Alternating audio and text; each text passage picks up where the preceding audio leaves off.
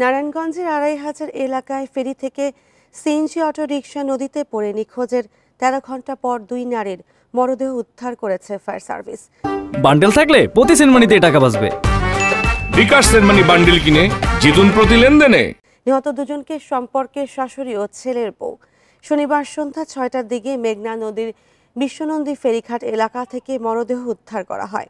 Fire service জানিয়েছে, ভোরে খালেদা বেগম নামের এক নারী এবং তার ছেলে কামাল হোসেন ও ছেলের বউ ফারজানা আক্তারকে নিয়ে সিএনজি অটোরিকশাটি ফেরিতে ওঠে। ফেরিটি ঘাট থেকে ছেড়ে যাওয়ার সময় অটোরিকশাটি হঠাৎ নদীতে পড়ে যায়। এই সময় অটো চালক ও যাত্রী কামালকে জীবিত উদ্ধার করেন স্থানীয়রা। পরে নিখোঁজদের উদ্ধারে কাজ শুরু করে ফায়ার সার্ভিস। ঘটনার প্রায় ১৩ ঘন্টা পর শনিবার সন্ধ্যায় খালেদা ও ফারজানার মরদেহ উদ্ধার হয়।